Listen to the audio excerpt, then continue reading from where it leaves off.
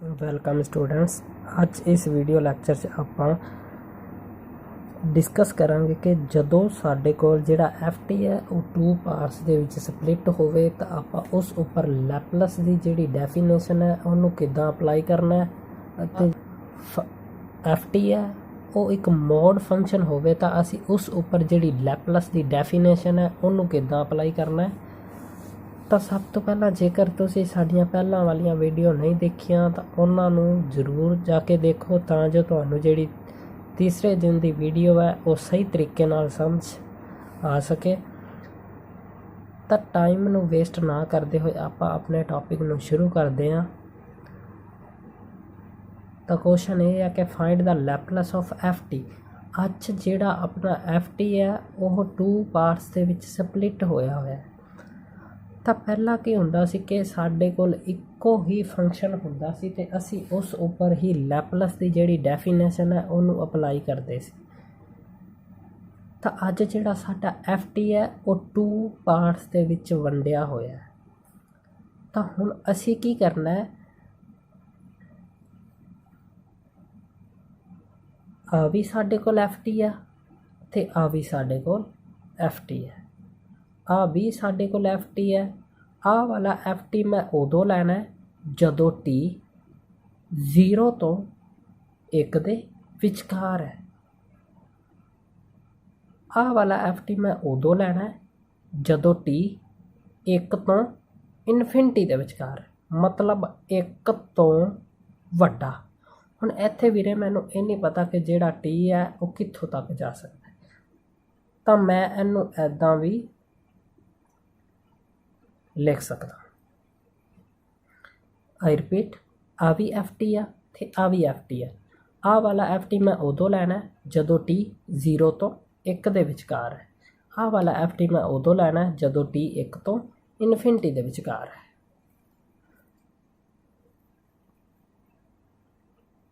ਤਾਂ ਪ੍ਰੂਫ ਕਰਦੇ ਹਾਂ।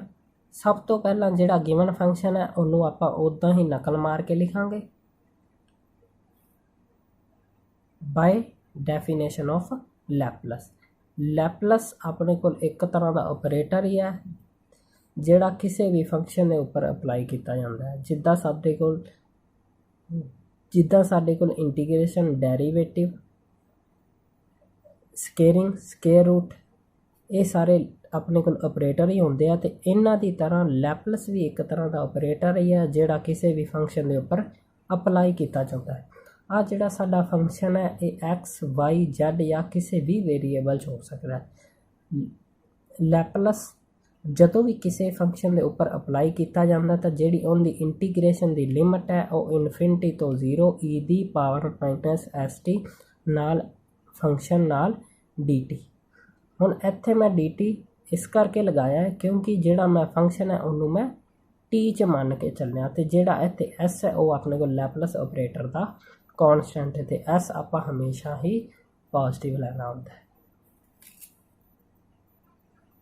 ਅਤੇ ਫੰਕਸ਼ਨ ਆਪਣੇ ਕੋਲ ਕੀ ਹੈ, FT using definition of Laplace of FT। ਮੈਂ ਲੈਪਲਸ ਜਦੋਂ ਕਿਸੇ ਵੀ ਫੰਕਸ਼ਨ ਦੇ ਉੱਪਰ ਅਪਲਾਈ ਹੁੰਦਾ ਤਾਂ ਜਿਹੜੀ ਉਹਦੀ ਇੰਟੀਗ੍ਰੇਸ਼ਨ ਦੀ ਲਿਮਟ ਹੈ ਉਹ ਇਨਫਿਨਿਟੀ ਤੋਂ 0 ਨਾਲ e⁻⁻st ਨਾਲ FT ਨਾਲ dt।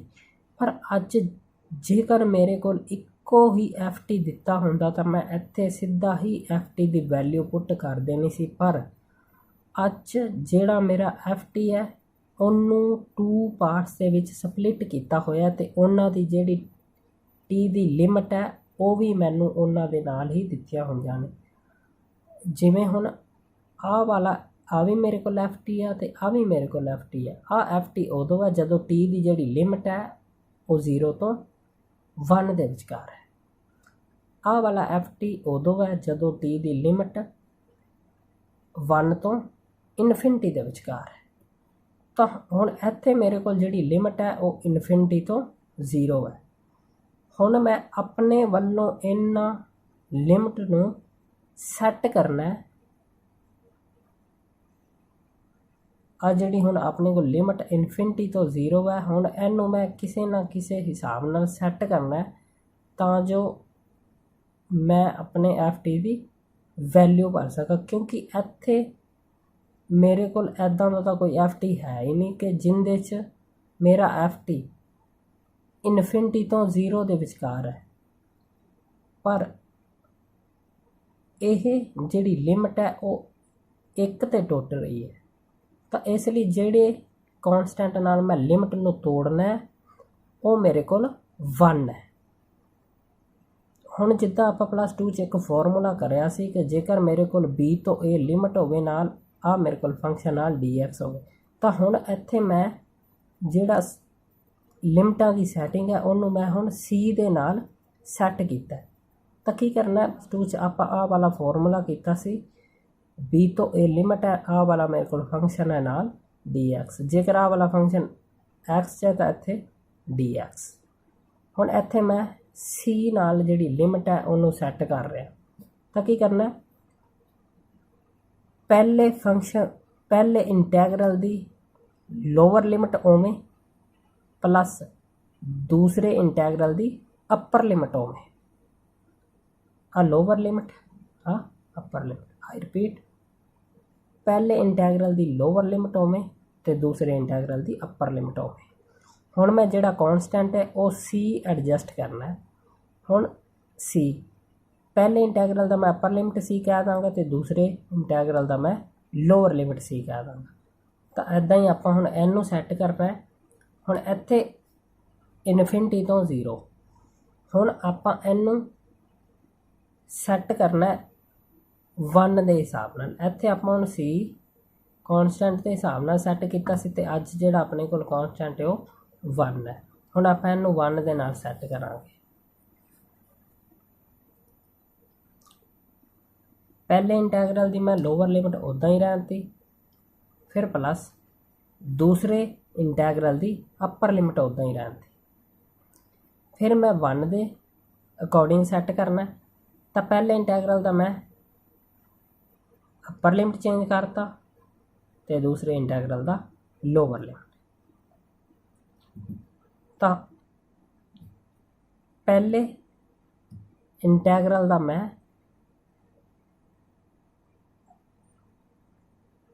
अपर लिमिट चेंज करता तो दूसरे इंटैगरल का मैं लोअर लिमिट चेंज करता। हुण इत्थे मैं एफ टी की वैल्यू करनी है ई दी पावर माइनस एस टी होवे 1 तो 0 लिमिट भी होवे।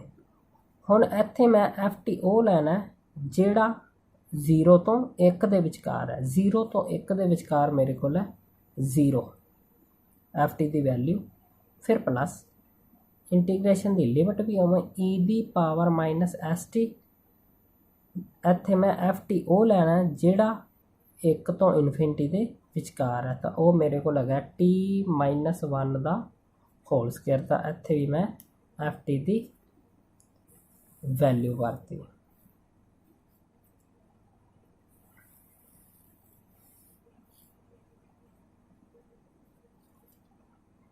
तो आ वाले 0 होने के कारण आ मेरे को सारा ही इंटैगरल है जिहड़ा ये 0 हो गया। फिर इकल्ला मेरे को आही इंटैगरल बचया। तो इत्थे मेरे को 2 फंक्शन आ गए, एक्सपोनेंशियल ते अलजबरिक। अलजबरिक मैं फस्ट फंक्शन कह रहा तो एक्सपोनेंशियल नूं सैकेंड। बाय पार्ट्स रूल, पहला फंक्शन नकल मार के दूसरे दी इंटीग्रेशन, लिमिट इनफिनिटी तो 1 नकल मार के, फिर माइनस इंटीग्रेशन लिमिटा भी नकल मार के, पहले का डेरीवेटिव दूसरे दी इंटीग्रेशन ना डी टी।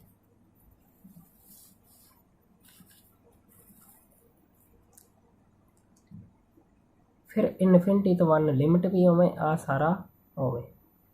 फिर आ जिहड़ा माइनस थले लग गया सी उन्होंने मैं बाहर इत्थे मल्टीप्लाई करता तो मेरे को प्लस बन गया। 2 मेरे को कॉन्सटेंट है, मैं एनू भी इंटैगरल चों बाहर कढ़ लिया, तो एस भी मेरे को कॉन्सटेंट है, मैं एनू भी इंटैगरल दे विचों बाहर कढ़ लिया। तो मेरे को इंटैगरल दे विच बच गया t-1 ई दी पावर माइनस एस टी नाल D T.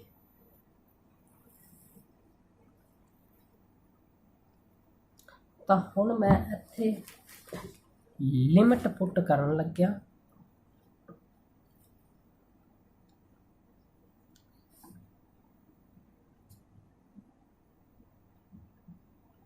Limit T approach करदा लिमिट किद्दां अप्लाई करनी है upper limit minus lower limit upper limit T approach करदा इनफिनिटी नूं आ सारा नकल मार के उवें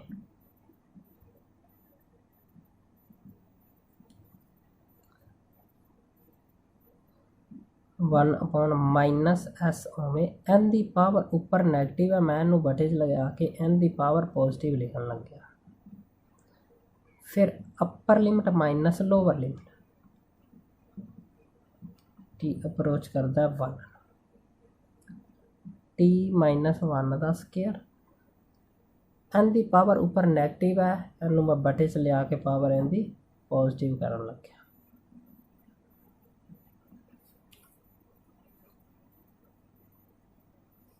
फिर प्लस होवें 2 होवें एस होवें बटे इंटीग्रेशन होवें इनफिनिटी तो 1 लिमिट भी होवें टी माइनस 1 नाल ई दी पावर माइनस एस टी नाल डी टी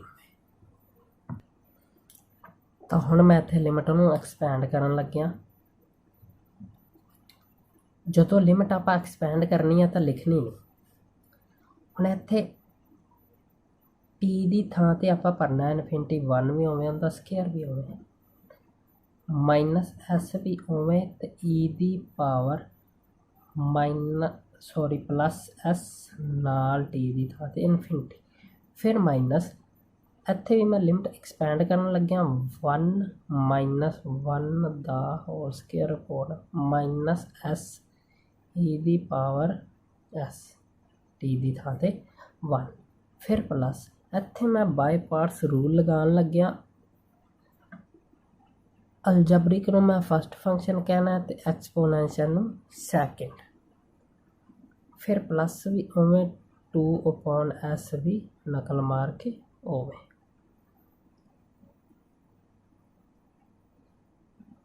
लिमिटा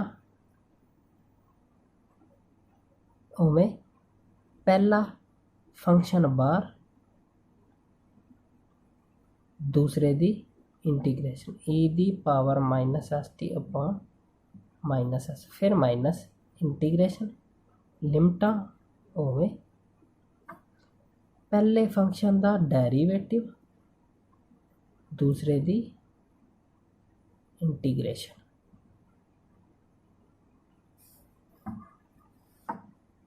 बराबर होवें हुण उपर मेरे को बन गया इनफिनिटी उपर मेरे को बन गया इत्थे इनफिनिटी क्योंकि जदों आप किसी वड्डे नंबर चों इनफिनिटी विचों एक नूं माइनस करांगे तो बनेगा इनफिनिटी फिर अपने को इनफिनिटी दा स्केयर बनेगा आंसर इनफिनिटी ई दी वैल्यू अपने को होंदी है 2.71 की पावर इनफिनिटी मतलब 1 दे बटे च इनफिनिटी का आंसर 0 फिर माइनस 1 माइनस 1 0 का स्केयर 0 बटा कुछ 0 फिर प्लस 2 बाय एस ओमें ब्रैकेट में हुण एन दे उपर मैं लिमिटां अप्लाई करन लग्या अपर लिमिट टी अप्रोच करता इनफिनिटी नूं टी माइनस 1 मैं इनू बटे च लिखन लग्या ई दी पावर एस टी फिर माइनस लिमिट टी अप्रोच करता 1 नूं T minus 1 upon minus S नाल ई दी पावर माइनस एस टी फिर माइनस एन दे उपर मैं इंटीग्रेशन रूल अप्लाई कर लग्या आ जिहड़ा माइनस है बाहर मैं लगा जो मैं इनू इत्थे ने मल्टीप्लाई करांगा तो ये मेरे को बन जाएगा प्लस 1 बाय एस तो इत्थे इंटीग्रेशन रूल अप्लाई किया है मैं लिमिट होवे ई दी पावर माइनस एस टी ओमे बटे च उनका डेरीवेटिव। तो 2/s ਇਹਦੇ 'ਚ ਜਦੋਂ ਆਪਾਂ ਇੱਥੇ ਇਨਫਿਨਿਟੀ ਭਰਾਂਗੇ ਬਟੇ 'ਚ ਇਨਫਿਨਿਟੀ ਦਾ ਆਨਸਰ 0। ਹੁਣ ਇੱਥੇ ਆਪਾਂ ਜਦੋਂ 1 ਭਰਾਂਗੇ ਤਾਂ ਇਹ ਵੀ ਮੇਰੇ ਕੋਲ ਬਣ ਜਾਏਗਾ 0, ਤਾਂ ਇੱਥੇ ਵੀ ਬਣ ਗਿਆ ਮੇਰੇ ਕੋਲ 0। ਫਿਰ ਆ ਵਾਲਾ प्लस आ अपने को एक बटे च माइनस पे plus into minus minus 1/s square. हुण मैं इनके उपर लिमिट अप्लाई कर लग गया। लिमिट टी अप्रोच करता इनफिनिटी नू ई दी पावर माइनस एस टी, फिर माइनस लिमिट टी अप्रोच करता 1 नू ई दी power minus S T 2/s। आ तो अपने को सारा 0 ही हो गया। फिर माइनस 1/s स्क्वायर। जो मैं इतने इनफिनिटी भरांगा 1 के बटे च इनफिनिटी का आंसर 0। फिर माइनस इतने भरांगे 1 ई दी पावर माइनस एस टी की थां ते 1। तो जो आप इनू अंदर मल्टीप्लाई करांगे तो अपने को बनेगा अपने को हो गया माइनस माइनस प्लस 2 ई दी power minus S upon S Q. तो आही अपने को अपने फंक्शन का आंसर से।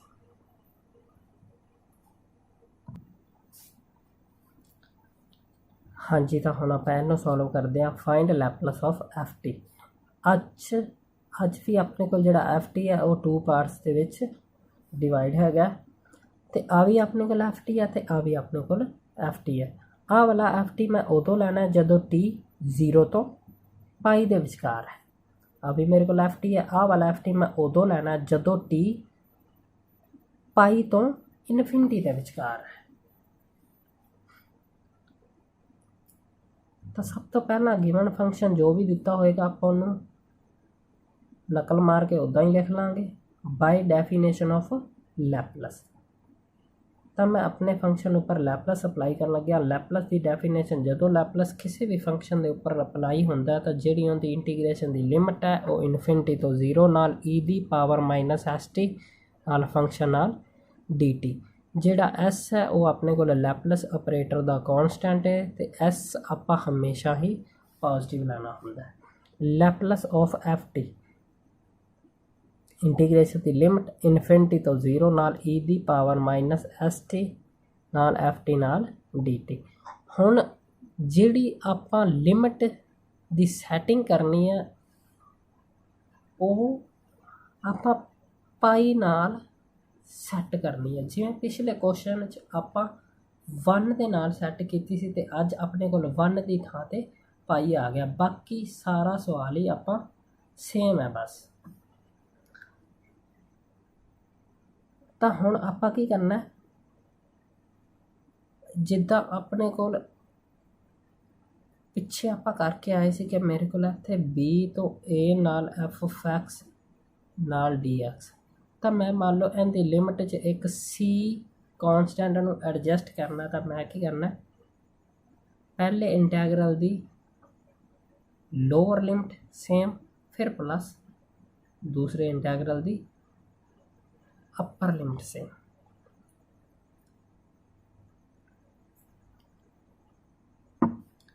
तो फिर पहले दी मैं अपर लिमिट चेंज करती दूसरे दी मैं लोअर लिमिट चेंज करती। एफ थे एफ ऑफ एक्स नाल डी एक्स इत्थे भी एफ ऑफ एक्स नाल डी एक्स। एन का आंसर तो एन का आंसर अपने को सेम होंदा है।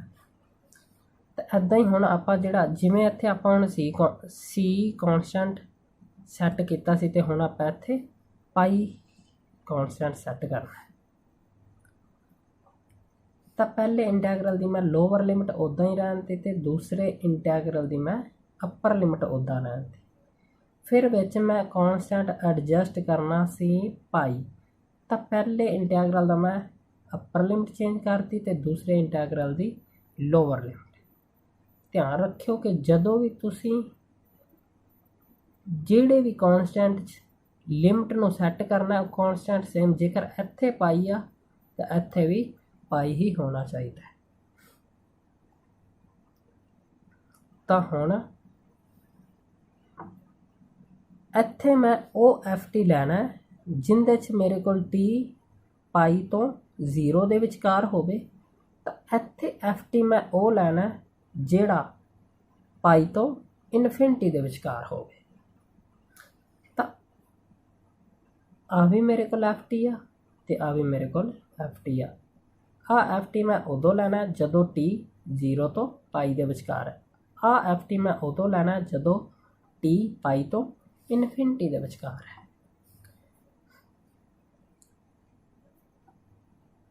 ਤਾਂ ਪਾਈ ਤੋਂ 0 ਲਿਮਟ ਹੋਵੇ e ਦੀ ਪਾਵਰ -st ਹੋਵੇ,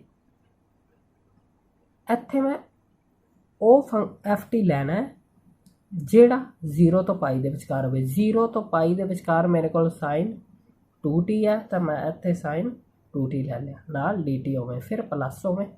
ਇੱਥੇ ਲਿਮਟਾਂ ਹੋਵੇ e ਦੀ ਪਾਵਰ -st ਹੋਵੇ, ਇੱਥੇ ਮੈਂ ਉਹ FT ਲੈਣਾ ਜਿਹੜਾ ਇਨਫਿਨਿਟੀ ਤੋਂ ਪਾਈ ਦੇ ਵਿਚਕਾਰ ਹੋਵੇ। ਤਾਂ ਮੇਰੇ ਕੋਲ FT 0 ਹੈ ਜਦੋਂ t ਕੀ ਹੈ ਪਾਈ ਤੋਂ ਇਨਫਿਨਿਟੀ ਦੇ ਵਿਚਕਾਰ ਹੈ, ਤਾਂ ਇੱਥੇ ਮੈਂ FT ਦੀ ਵੈਲਿਊ ਭਰਤੀ।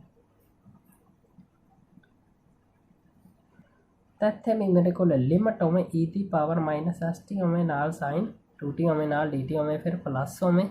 n ਦੇ ਕਾਰਨ ਮੈਂ ਜਦੋਂ n ਨੂੰ ਇਹਦੇ ਨਾਲ ਮਲਟੀਪਲਾਈ ਕਰਾਂਗਾ ਤਾਂ ਮੇਰੇ ਕੋਲ ਆ ਜਾਏਗਾ 0।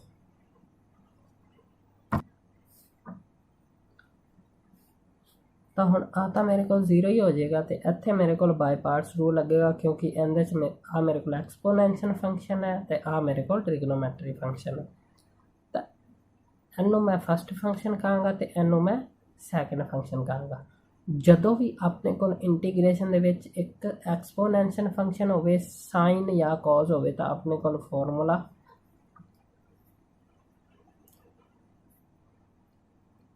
n ਨੂੰ ਫਸਟ ਫੰਕਸ਼ਨ, n ਨੂੰ ਸੈਕਿੰਡ ਫੰਕਸ਼ਨ। ਤਾਂ ਫਾਰਮੂਲਾ ਕੀ ਹੈ 1/a² ਪਲੱਸ b²। ਪਹਿਲਾ ਫੰਕਸ਼ਨ ਨਕਲ ਮਾਰ ਕੇ ਦੂਸਰੇ ਦਾ ਡੈਰੀਵੇਟਿਵ, ਫਿਰ ਮਾਈਨਸ ਦੂਸਰਾ ਫੰਕਸ਼ਨ ਨਕਲ ਮਾਰ ਕੇ ਪਹਿਲੇ ਦਾ ਡੈਰੀਵੇਟਿਵ, ਨਾਲ ਪਲੱਸ c। ਇੱਥੇ ਮੈਂ ਕਾਂਸਟੈਂਟ ਤਾਂ ਲਗਾਇਆ ਕਿਉਂਕਿ ਇਹਦੇ ਉੱਪਰ ਮੇਰੇ ਕੋਲ ਲਿਮਟਾਂ ਨਹੀਂ ਲੱਗੀਆਂ। ਜੇਕਰ ਆਪਣੇ ਕੋਲ ਲਿਮਟਾਂ ਲੱਗੀਆਂ ਹੋਣ ਤਾਂ ਆਪਾਂ ਇੰਟੀਗ੍ਰੇਸ਼ਨ ਦੇ ਵਿੱਚ ਕਾਂਸਟੈਂਟ ਨਹੀਂ ਐਡ ਕਰਨਾ। ਤਾਂ ਹੁਣ ਲੈਪਲੈਸ ਆਫ FT, ਹੁਣ ਮੈਂ ਇੱਥੇ ਪਾਈ ਤੋਂ 0 ਲਿਮਟ ਉਵੇਂ ਰਹਿਣਤੀ 1 ਜਿੱਥੇ ਮੇਰੇ ਕੋਲ ਇੱਥੇ a ਸੀ ਤਾਂ ਅੱਜ ਮੇਰੇ ਕੋਲ ਇੱਥੇ -s ਹੈ। 1/a² plus b²। b ਦੀ ਥਾਂ ਤੇ ਇੱਥੇ ਮੇਰੇ ਕੋਲ 2 ਹੈ ਤਾਂ ਇੱਥੇ ਮੈਂ 2 ਲਿਖਤਾ। ਫਿਰ ਆ ਮੇਰੇ ਕੋਲ ਫਸਟ ਫੰਕਸ਼ਨ ਹੈ ਤਾਂ ਆ ਮੇਰੇ ਕੋਲ ਸੈਕਿੰਡ ਫੰਕਸ਼ਨ ਹੈ। ਤਾਂ ਪਹਿਲਾ ਫੰਕਸ਼ਨ ਹੋਵੇ ਦੂਸਰੇ ਦਾ ਡੈਰੀਵੇਟਿਵ, ਫਿਰ ਮਾਈਨਸ ਦੂਸਰਾ ਫੰਕਸ਼ਨ ਹੋਵੇ ਪਹਿਲੇ ਦਾ ਡੈਰੀਵੇਟਿਵ, ਫਿਰ 1/s² ਪਲੱਸ 4। ਫਿਰ ਇੱਥੇ ਮੈਂ ਲਿਮਟ ਅਪਲਾਈ ਕਰਤੀ। ਫਿਰ ਜਦੋਂ ਆਪਾਂ ਲਿਮਟ ਅਪਲਾਈ ਕਰਕੇ ਜਦੋਂ ਇਹਨੂੰ ਸੋਲਵ ਕਰਾਂਗੇ ਤਾਂ ਆਪਣੇ ਕੋਲ ਉਹਦਾ ਆਨਸਰ ਆ ਜਾਏਗਾ। ਤਾਂ ਹੁਣ ਆਪਾਂ ਲੈਪਲੈਸ ਫਾਈਂਡ ਕਰਨੀ ਹੈ ਤੇ ਜਿਹੜਾ ਆਪਣੇ ਕੋਲ FT ਹੈ ਉਹ ਇੱਕ ਮੋਡ ਫੰਕਸ਼ਨ ਹੈ। ਤਾਂ ਯਾਦ ਰੱਖਿਓ ਕਿ ਜਦੋਂ ਵੀ ਆਪਣੇ ਕੋਲ ਆਪਾਂ ਕਿਸੇ ਵੀ FT ਉੱਪਰ ਆਪਰੇਟਰ ਅਪਲਾਈ ਕਰਨਾ ਹੋਵੇ ਤਾਂ ਉਹ ਸਭ ਤੋਂ ਪਹਿਲਾਂ ਸਾਨੂੰ ਮੋਡ ਨੂੰ ਖ਼ਤਮ ਕਰਨਾ ਪੈਂਦਾ ਹੈ। ਤਾਂ ਮੋਡ ਹੈ ਜਿਹੜਾ ਉਹਨੂੰ ਖ਼ਤਮ ਕਰਨ ਲਈ ਆਪਾਂ ਨੂੰ ਸਮ ਦੇ ਵਿੱਚ ਕਿਸੇ ਨਾ ਕਿਸੇ ਤਰ੍ਹਾਂ ਦੀ ਕੰਡੀਸ਼ਨ ਜ਼ਰੂਰ ਦਿੱਤੀ ਹੋਵੇਗੀ। ਜਿਵੇਂ ਹੁਣ ਆਪਣੇ ਕੋਲ ਇਸ ਸਮ ਵਿੱਚ ਇਹ ਕੰਡੀਸ਼ਨ ਦਿੱਤੀ ਹੈ ਕਿ ਜਿਹੜਾ t ਹੈ ਨਾ ਤੁਸੀਂ 0 ਤੋਂ ਵੱਡਾ ਲੈਣਾ ਜਾਂ 0 ਦੇ ਬਰਾਬਰ ਲੈਣਾ। ਤਾਂ ਹੁਣ ਮੈਂ ਇੱਥੇ FT ਨੂੰ ਤੋੜਿਆ, ਇੱਥੇ ਉਹ ਕਹਿੰਦੇ ਨੇ ਕਿ ਤੁਸੀਂ ਨਾ ਜਿਹੜਾ ਟੀ ਹੈ ਉਹ 0 ਤੋਂ ਵੱਡਾ ਲੈਣਾ ਹੈ, ਪਰ ਹੁਣ ਆਪਾਂ ਨੂੰ ਇਹ ਨਹੀਂ ਪਤਾ ਕਿ ਹੁਣ 0 ਤੋਂ ਵੱਡਾ ਮੈਂ ਨੰਬਰ ਕਿਹੜਾ ਲੈਣਾ।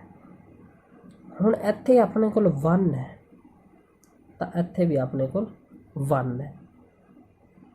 ਜਦੋਂ ਵੀ ਆਪਣੇ ਕੋਲ ਇਸ ਤਰ੍ਹਾਂ ਦਾ ਕੁਐਸਚਨ ਆਏਗਾ ਤਾਂ ਇੱਦਾਂ ਹੀ ਹੋਏਗਾ। ਜੇਕਰ ਇੱਥੇ 1 ਹੈ ਤਾਂ ਆਪਣੇ ਕੋਲ ਇੱਥੇ ਵੀ 1 ਹੋਏਗਾ, ਜੇਕਰ ਇੱਥੇ 2 ਹੈ ਤਾਂ ਆਪਣੇ ਕੋਲ ਇੱਥੇ ਵੀ 2 ਹੋਏਗਾ, ਜੇਕਰ ਇੱਥੇ 3 ਹੈ ਤਾਂ ਆਪਣੇ ਕੋਲ ਇੱਥੇ ਵੀ 3 ਹੀ ਹੋਏਗਾ।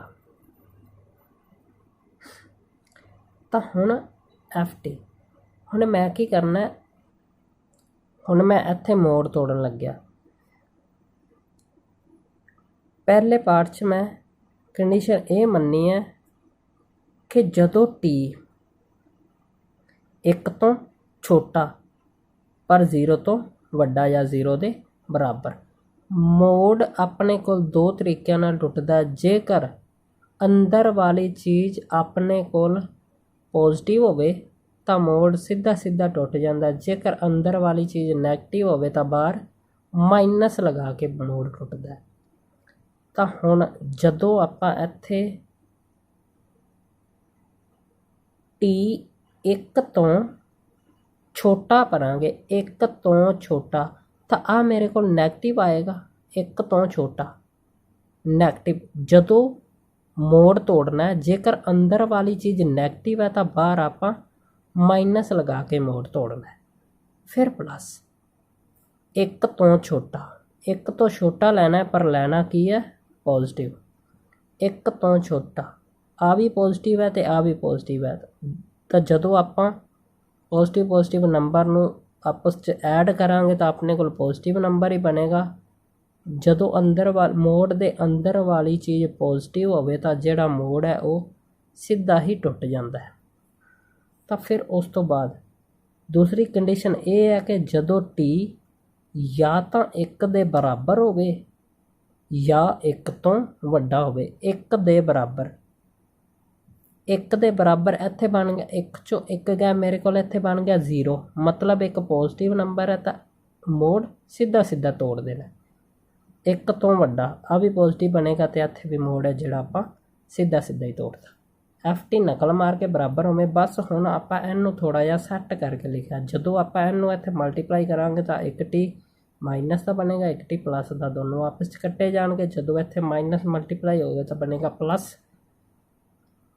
ਇੱਕ ਪਲੱਸ ਦਾ 1 ਅਤੇ ਪਲੱਸ ਦਾ 1 2 ਬਣ ਗਿਆ। ਫਿਰ ਇੱਥੇ ਆਪਣੇ ਕੋਲ ਪਲੱਸ ਦਾ 1 ਅਤੇ ਮਾਈਨਸ ਦਾ 1 ਦੋਨੋਂ ਕੱਟੇ ਜਾਣਗੇ। ਇੱਥੇ ਆਪਣੇ ਕੋਲ ਬਚ ਜਾਏਗਾ 2T। ਇੱਥੇ ਆਪਣੇ ਕੋਲ ਬਚੇਗਾ 2T ਤੇ ਨਾਲ ਆਪਾਂ ਕੰਡੀਸ਼ਨਸ ਵੀ ਉੱਦਾਂ ਹੀ ਲਿਖਣੀਆਂ ਨੇ। ਤਾਂ ਹੁਣ ਆਪਾਂ ਇਹਦੇ ਉੱਪਰ ਲੈਪਲਸ ਦੀ ਡੈਫੀਨੇਸ਼ਨ ਅਪਲਾਈ ਕਰਨੀ ਹੈ। ਲੈਪਲਸ ਆਫ ਫੰਕਸ਼ਨ। ਤਾਂ ਲੈਪਲਸ ਜਦੋਂ ਕਿਸੇ ਵੀ ਫੰਕਸ਼ਨ ਦੇ ਉੱਪਰ ਅਪਲਾਈ ਹੁੰਦਾ ਤਾਂ ਜਿਹੜੀ ਉਹਦੀ ਲਿਮਟ ਹੈ ਉਹ ਇਨਫਿਨਿਟੀ ਤੋਂ 0 e⁻−st ਨਾਲ ਫੰਕਸ਼ਨ ਨਾਲ dt। ਜਿਹੜਾ ਇੱਥੇ s ਹੈ ਉਹ ਲੈਪਲਸ ਆਪਰੇਟਰ ਦਾ ਕਾਂਸਟੈਂਟ ਹੈ। ਤਾਂ ਹੁਣ ਆਪਾਂ ਜਿਹੜੀ ਲਿਮਟ ਦੀ ਸੈਟਿੰਗ ਕਰਨੀ ਹੈ ਉਹ ਆਪਾਂ 1 ਦੇ ਅਕੋਰਡਿੰਗ ਸੈੱਟ ਕਰਨੀ ਹੈ। ਤਾਂ ਉੱਦਾਂ ਹੀ ਆਪਣੇ ਕੋਲ ਜਿਹੜੀ ਪਹਿਲਾਂ ਆਪਾਂ ਲੋਅਰ ਲਿਮਟ ਸੇਮ ਰਹਿਣ, ਲੋਅਰ ਲਿਮਟ ਉੱਦਾਂ ਹੀ ਰਹਿਣ ਦਾਂਗੇ, ਅਪਰ ਲਿਮਟ ਚੇਂਜ ਕਰ ਦਾਂਗੇ। ਫਿਰ e⁻−st ਨਾਲ ft ਨਾਲ dt ਹੋਵੇ, ਫਿਰ ਪਲੱਸ ਦੂਸਰੇ ਇੰਟੈਗਰਲ ਦੀ ਅਪਰ ਲਿਮਟ ਹੋਵੇ ਅਤੇ ਲੋਅਰ ਲਿਮਟ ਚੇਂਜ ਕਰਾਂਗੇ e⁻−st ਨਾਲ ft ਨਾਲ dt। ਫਿਰ 1 ਤੋਂ 0, ਜਦੋਂ T 1 ਤੋਂ 0 ਦੇ ਵਿਚਕਾਰ ਹੈ ਤਾਂ ਉਦੋਂ ਮੇਰੇ ਕੋਲ ft 2 ਹੈ। ਫਿਰ ਪਲੱਸ ਜਦੋਂ T ਮੇਰੇ ਕੋਲ ਇਨਫਿਨਿਟੀ ਤੋਂ 1 ਹੈ ਤਾਂ ਉਦੋਂ ਮੇਰੇ ਕੋਲ ਜਿਹੜਾ ft ਹੈ ਉਹ 2t ਹੈ, ਨਾਲ dt ਹੋਵੇ ਨਾਲ e⁻−st ਹੋਵੇ।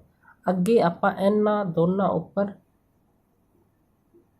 ਇਹਦੇ ਉੱਪਰ ਆਪਾਂ ਬਾਈ ਪਾਰਟਸ ਰੂਲ ਲਗਾਵਾਂਗੇ ਤੇ ਇਹਨੂੰ ਆਪਾਂ ਸਿੰਪਲ ਸੋਲਵ ਕਰਕੇ ਜੋ ਵੀ ਆਪਣੇ ਕੋਲ ਆਨਸਰ ਆਏਗਾ ਉਹ ਆਪਣੇ ਕੁਐਸਚਨ ਦਾ ਆਨਸਰ ਹੋਏਗਾ। ਹਾਂਜੀ, ਤਾਂ ਅੱਗੇ ਆਉਂਦੇ ਆ। ਆਪਣੇ ਕੋਲ ਇੱਕ ਹੋਰ ਕੁਐਸਚਨ ਹੈ ਕਿ ਫਾइंड द ਲੈਪਲਸ ਆਫ ft।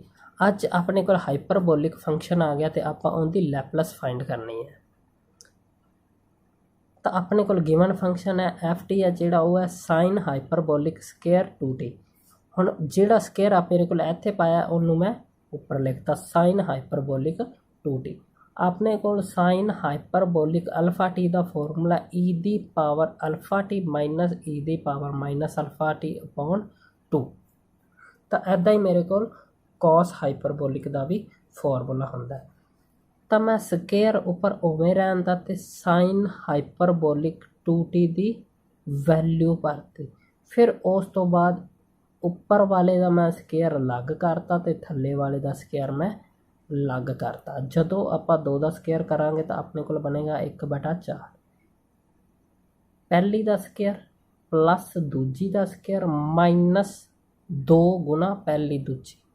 ਫਿਰ ਜਦੋਂ ਆਪਾਂ ਇਹਨੂੰ ਸੈੱਟ ਕਰਾਂਗੇ ਤਾਂ ਮੇਰੇ ਕੋਲ ਆਹ ਵਾਲਾ ਸਾਰਾ ft ਆ ਜਾਏਗਾ ਤੇ ਮੈਂ ਇਹਦੇ ਉੱਪਰ ਲੈਪਲਸ ਅਪਲਾਈ ਕਰ ਦਾਂਗਾ। ਤਾਂ ਮੈਂ ਇੱਥੇ ਲੈਪਲਸ ਅਪਲਾਈ ਕਰਤਾ ਤੇ ਉਸ ਤੋਂ ਬਾਅਦ ਮੈਂ ਅਪਲਾਈ ਕਰਤੀ ਲੀਨੀਅਰ ਪ੍ਰੋਪਰਟੀ ਆਫ ਲੈਪਲਸ। ਜਿੱਦਾਂ ਆਪਣੇ ਕੋਲ 2 ਫੰਕਸ਼ਨ ਕੋਈ ਇੰਟੀਗ੍ਰੇਸ਼ਨ 'ਚ ਹੁੰਦੇ ਸੀ, integration x square plus x ਨਾਲ dx ਹੁੰਦਾ ਸੀ, ਤਾਂ ਆਪਾਂ ਕੀ ਕਰਦੇ ਸੀ x ਸਕੁਅਰ ਦੀ ਆਪਾਂ ਇੰਟੀਗ੍ਰੇਸ਼ਨ ਅਲੱਗ ਕਰ ਦਿੰਦੇ ਸੀ ਤੇ ਫਿਰ ਪਲੱਸ ਇੰਟੀਗ੍ਰੇਸ਼ਨ x ਦੀ ਇੰਟੀਗ੍ਰੇਸ਼ਨ ਅਲੱਗ। ਤਾਂ ਉੱਦਾਂ ਹੀ ਆਪਾਂ ਲੈਪਲਸ ਨੂੰ ਵੀ ਅਲੱਗ ਕਰ ਸਕਦੇ ਹਾਂ। ਤੇ ਇੱਥੇ ਮੈਂ 1/4 ਉਵੇਂ ਰਹਿਣ ਤਾਂ ਮੈਂ ਇਹਦੇ ਨਾਲ ਲੈਪਲਸ ਵੱਖਰਾ ਕਰਤਾ, ਇਹਦੇ ਨਾਲ ਲੈਪਲਸ ਵੱਖਰਾ ਤੇ ਇਹਦੇ ਨਾਲ ਲੈਪਲਸ ਵੱਖਰਾ। ਫਿਰ ਇਹਦੇ ਉੱਪਰ ਮੈਂ ਫਾਰਮੂਲਾ ਲਗਾਤਾ ਲੈਪਲਸ ਆਫ e ਦੀ ਪਾਵਰ ਅਲਫਾ ਟੀ ਦਾ ਫਾਰਮੂਲਾ ਹੁੰਦਾ 1/s ਮਾਈਨਸ ਅਲਫਾ। ਤਾਂ 1/4 ਉਵੇਂ Laplace of alpha T 1/s minus alpha. Alpha ਦੀ ਥਾਂ ਤੇ ਅੱਜ ਆਪਣੇ ਕੋਲ 4 ਹੈ। ਫਿਰ ਪਲੱਸ ਲੈਪਲਸ ਆਫ e ਦੀ power minus 40 1/s minus alpha. Alpha ਦੀ ਥਾਂ ਤੇ ਮੇਰੇ ਕੋਲ ਹੈਗਾ -4। ਮਾਈਨਸ ਇੱਕ ਫਾਰਮੂਲੇ ਵਾਲਾ ਤੇ ਇੱਕ ਮਾਈਨਸ ਹੋਰ ਹੈਗਾ, ਓਵਰਆਲ ਮੇਰੇ ਕੋਲ ਬਣ ਗਿਆ ਪਲੱਸ। ਫਿਰ -2 ਉਵੇਂ ਲੈਪਲਸ ਆਫ 1। ਲੈਪਲਸ ਆਫ 1 ਆਪਣੇ ਕੋਲ ਹੁੰਦੀ ਹੈ 1/s। ਤਾਂ 2 ਉਵੇਂ ਆ ਗਿਆ -1/s। ਆ ਆਪਣੇ ਕੋਲ ਆਨਸਰ ਹੈ। Thank you.